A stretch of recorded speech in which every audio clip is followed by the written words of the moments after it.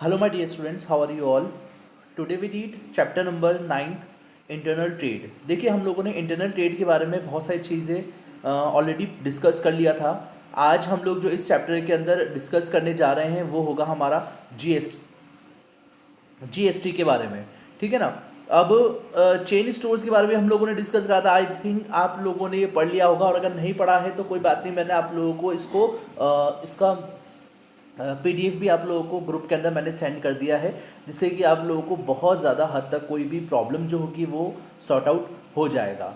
ठीक है ना। अगर फिर भी कोई प्रॉब्लम नहीं होती है सॉल्व, तो मुझे मैसेज करके कभी भी पूछ सकते हैं। तो आज हम लोग जो हैं वो पढ़ने जा रहे हैं जीएसटी के बारे में। ठीक है ना। तो एक सेकेंड में जीएसटी का टॉपिक निकाल देता हूँ। ये रहा जीएसटी। ठीक है। देखिए जीएसटी जो है वो ऑलरेडी आप लोगों ने अकाउंट्स के अंदर भी सीख चुके हैं कि जीएसटी मतलब होता क्या है, जीएसटी किस चीज़ों पर लगाया जाता है और जीएसटी कितना होता है, वो सब हम लोग वो सभी की चीज़ें हम लोग ऑलरेडी क्लासेस के अंदर भी सीख चुके हैं। ठीक है ना। और इसी चीज़ को मैं वापस से आज आप लोगों को डिस्कस करूंगा कि जीएसटी आखिर होता क्या है। देखिएगा जीएसटी की फुल फॉर्म होती है गुड्स एंड सर्विसेज टैक्स। ठीक है। जीएसटी वॉज इम्प्लीमेंटेड फ्रॉम जुलाई 1 2017, यानी कि जीएसटी जो है सबसे पहले इम्प्लीमेंट की गई थी जुलाई 1 को 2017 में। And it follows the motto, और इसका एक ही मोटो था, वन नेशन वन टैक्स, यानी कि पूरा एक ही कंट्री पर एक ही लगाया जाने वाला जो टैक्स होता है वो कहलाता है जीएसटी। देखिए मैंने आप लोगों को पहले भी स्टार्टिंग के अंदर भी अकाउंट्स के अंदर जब मैंने आपको सिखा रहा था जीएसटी का एक चैप्टर जो था हमारा, ठीक है ना, उसी जीएसटी के अंदर मैंने आप लोगों को ये चीज़ें सिखा दी थी कि पूरे नेशन के अंदर, पूरी कंट्री के अंदर सिर्फ एक ही टैक्स होना चाहिए जिसका नाम होगा GST, one nation one tax. GST aims at developing a unified market to ensure smooth flow of goods across the country and making life easier to manufacturers, producers, investors and customers. यानी कि GST का जो M है उसका जो M है वो है डेवलप करना यूनिफाइड मार्केट को, इंश्योर करना स्मूथ फ्लो ऑफ गुड्स, यानी कि गुड्स को बिल्कुल स्मूथली फ्लो करवाना अक्रॉस द कंट्री, पूरी की पूरी कंट्री के अंदर, और मेकिंग अ लाइफ ईजियर, और ताकि मैन्युफैक्चरर्स, प्रोड्यूसर्स, इन्वेस्टर्स जो होते हैं, कंज्यूमर्स जो होते हैं, इन सभी की लाइफ को बहुत ही ज़्यादा इजी वे के अंदर लेकर आना। It is one of the most revolutionising tax reforms in the Indian taxation history. यानी कि पूरी की पूरी इंडिया के अंदर, इंडियन टैक्सेशन हिस्ट्री के अंदर सबसे ज़्यादा रिवोल्यूशनाइजिंग टैक्स रिफॉर्म हुआ है जीएसटी आने के बाद। It is a destination based single tax. ये जो होता है ये डेस्टिनेशन बेस्ड सिंगल टैक्स होता है, applied on the supply of goods and services from the manufacturer to the consumer, replacing the multiple indirect taxes by government. यानी कि जो गवर्नमेंट हुआ करती थी, हर एक स्टेट के अंदर जाके अलग अलग टैक्स जो देना पड़ता था, उन सभी चीज़ों को हटाने के बाद अब गवर्नमेंट ने सिर्फ एक ही सिंगल टैक्स को लेकर आ गई है, जिसे हम लोगों ने नाम दिया है जीएसटी। इसके जो बेनिफिट होते हैं of GST include increasing the ease of in doing business, tax compliances, reduces tax burden, improve tax administration, mitigate tax evasion and boost tax revenues। यानी कि जो ये सारे के सारे जो बेनिफिट है वो आप पढ़िएगा। ठीक है ना। वैसे तो मैं आप लोगों को समझा रहा हूँ कि टैक्स कंप्लाइंसेस होता है, रिड्यूस टैक्स बर्डन, जो एक्स्ट्रा टैक्सेस जो है पे करने पड़ते थे हर एक बिजनेसमैन को, यानी कि जो अभी हम लोगों ने ऊपर ऊपर पढ़ा था अभी कि प्रोड्यूसर्स होते थे, इन्वेस्टर्स होते थे, कंज्यूमर्स होते थे, इन लोगों को अलग अलग जगह पर टैक्स देना पड़ता था। इनका टैक्स जो होता था बहुत ज़्यादा हो जाया करता था, इसीलिए टैक्स बर्डन को कम करने के लिए जीएसटी को लेकर आया गया। Improve tax administration, mitigate tax evasion and boost tax revenues. GST replaces 17 indirect taxes. यानी कि जीएसटी जो है ये इंपॉर्टेंट है, सबसे ज़्यादा इंपॉर्टेंट है कि जीएसटी जो है वो 17 इनडायरेक्ट टैक्सेस को हटाकर लेकर आया गया है, जिसके अंदर 8 तो है वो सेंट्रल है और 9 जो है वो स्टेट लेवल है, जिसको हटाने के बाद and cesses of centre and state, इन सभी को हटाने के बाद सिर्फ एक ही टैक्स लगाया जाता था जिसका नाम था GST, goods and services tax. GST का हो गया, जीएसटी के अंदर हम लोग दो चीज़ को इंक्लूड करते हैं, एसजीएसटी और सीजीएसटी। एसजीएसटी का मतलब होता है central goods and services tax, और स्टेट एसजीएसटी का मतलब होता है state goods and goods services tax. Is charged at each stage of value addition, and supplier of sets the levy on inputs of previous stages of value chain through tax credit mechanism. SGST और CGST payable on all intra state supply of good services, यानी कि SGST और CGST जो है वो payable होता है पूरे के पूरे इंडिया के अंदर जो भी कोई गुड्स और सर्विसेज को सप्लाई की जाती है उसमें। IGST payable on all inter state supply of good services, और IGST जो होता है वो पेबल होता है inter states of good services के अंदर। Tax liability when taxable person crosses exemption limit of 20 lakh rupees, अगर कोई टैक्स जो है ये टैक्स वही पे कर सकता है जो कि जिसकी इनकम जो है वो 20 लाख से ऊपर हो। अगर 20 लाख से इनकम जो है नीचे आ रही है उसकी, तो इसका मतलब ये है कि वो टैक्स को पे नहीं करेगा।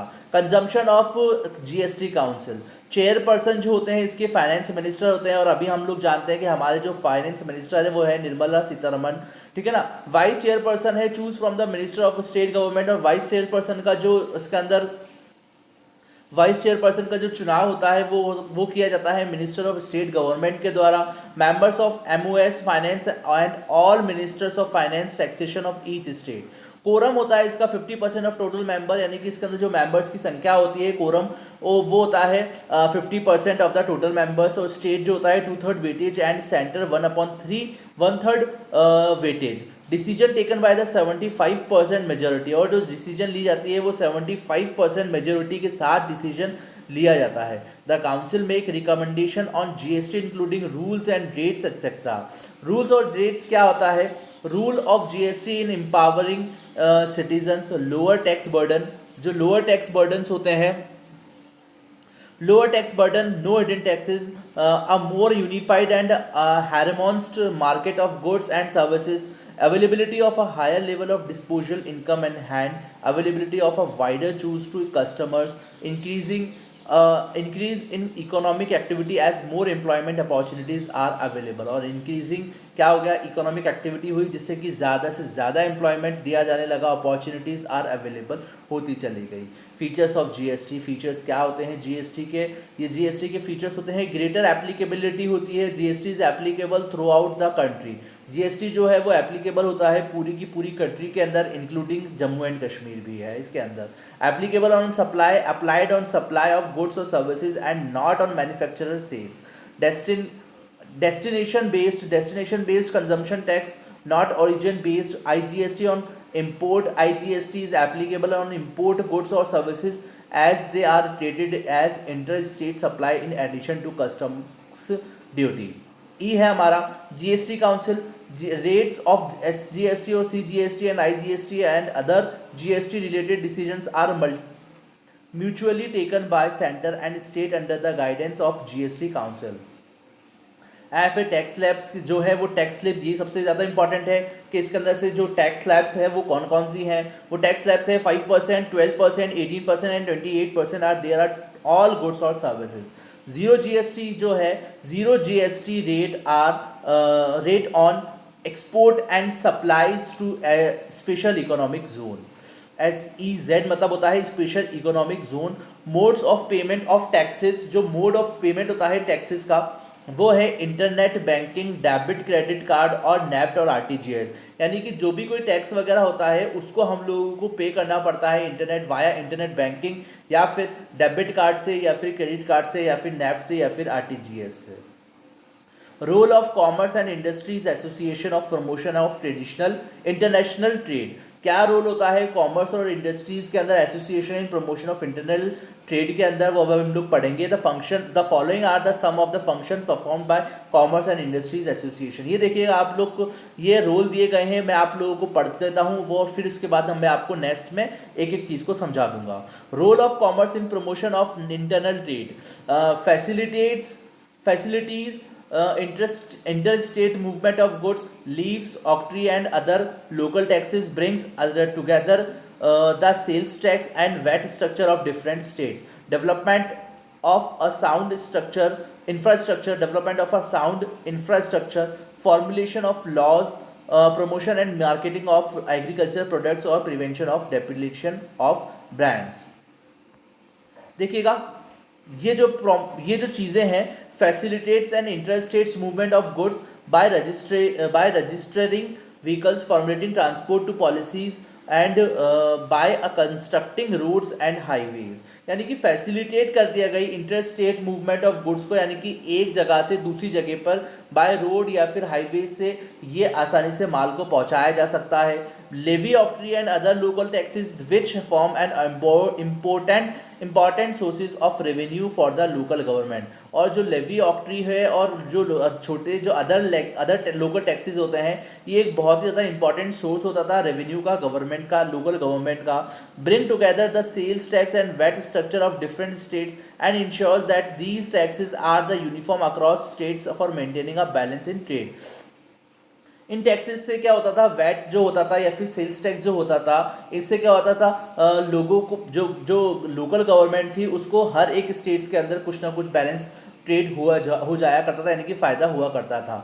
Develop a sound infrastructure through constant interaction with the government and convincing with them to invest in the development of infrastructure. Formulate laws and policies with the government to protect the interest of both the consumer as well as the traders. Help the promotion of the marketing of agro products. और H जो होता था, जी जो पहले एक बार समझाता हूँ, help in the promotion and marketing of agro products, यानी कि जो भी कोई प्रमोशन होता था, मार्केटिंग हुआ करती थी एग्रो प्रोडक्ट्स की, इससे हेल्प हुआ करती थी. एच है prevent depletion of brands as so as to protect the interest of the buyers and the producers. अब देखेंगे हम लोग इसके अंदर कुछ डॉक्यूमेंट लगते हैं यूज ऑफ इंटरनल ट्रेड में, जो कि कुछ डॉक्यूमेंट है वो मैं आपको बता दूं कि क्रेडिट नोट लगता है, इनवॉइस लगता है, परफॉर्मा वॉइस लगता है, लोरी रिसिप्ट लगती है, डेबिट नोट लगता है और रेलवे रिसिप्ट लगती है. इसमें से बहुत सारी ऐसी चीज़ें हैं जिसके बारे में आप लोग जानते होंगे, ठीक है ना, फिर भी मैं आप लोगों को समझा देता हूँ. The following are the documents used while conducting internal trade. Performa invoice 1 refers to the document containing all the terms and conditions of trade. यानी कि ट्रेड करते समय जो भी कोई terms and conditions होती है वो सब चीज़ें इसमें लिखी होती है. To which the buyer and the seller agree. Is basically the sales quote sent in advance to the buyer before the commercial invoices. Includes information of quality of goods, their value, shipping weight and transportation charges. Invoice के अंदर मैंने आपको बताया था, invoice जो है क्या होता है, ये एक प्रकार का बिल होता है. Refers to the bill prepared by the seller after the goods are dispatched to the buyer, contains the details of the transactions conducted such as the description of goods dispatched, amount to be paid by the buyer and the date of dispatch. Lorry receipt होता है, debit note होता है, railway receipt होती है और credit note होता है. सारा का सारा मैंने आप लोगों को समझा चुका हूँ. अगर फिर भी आप लोगों को प्रॉब्लम आती है तो आप लोग इसको पढ़कर आप लोग मुझसे वापस से कभी भी पूछ सकते हैं. और ये टर्म्स एंड कंडीशंस होती हैं, कुछ COD कैश इन डिलीवरी होता है, FOB होता है, फ्री ऑन बोर्ड होता है, जिसका मतलब होता है the seller bears all expenses including shipment and loading cost. ठीक है ना. फ्री ऑफ बोर्ड मतलब होता है जो सेलर होता है वो सारे के सारे एक्सपेंसेस इंक्लूडिंग शिपमेंट और लोडिंग चार्जेस को वो बेयर करता है. ठीक है ना. जिसे हम लोग बोलते हैं डिलीवरी कैश, जिसे हम लोग बोलते हैं free on board. CIF cost insurance and freight system in which the seller agrees to not only deliver the goods to the customer but also to bear all expenses such as cost of transportation, freight and the insurance. E&OE errors and omissions, expected terms used to reduce the legal liability on the seller that may arise due to the incomplete information provided by the seller in the trade related documents like a price list or a quotation list. C&F cost and freight systems where the seller delivers the goods and also bears the freight charges. However, the risk of loss or damages is borne by the buyers. देखिए बच्चों, अब हम लोगों ने chapter पूरा complete कर लिया है. ये लास्ट वीडियो था इस चैप्टर का. ठीक है, तो अब आप लोग इस चैप्टर को वापस से रीड करिएगा. अगर कोई भी चैप्टर के अंदर से, बुक के अंदर से कुछ टॉपिक समझ में नहीं आ रहा है या फिर प्रॉब्लम हो रही हो आप लोगों को समझने में, तो मुझे व्हाट्सएप करके मुझसे कभी भी किसी भी वक्त पूछ सकते हैं. ठीक है ना. तो अब हम लोग मिलेंगे इसके नेक्स्ट चैप्टर के अंदर जो कि हमारा लास्ट चैप्टर होगा. ठीक है, अब हम लोग मिलेंगे नेक्स्ट वीडियो के अंदर. तब तक के लिए पढ़ते रहिए. Thank you. Have a great day.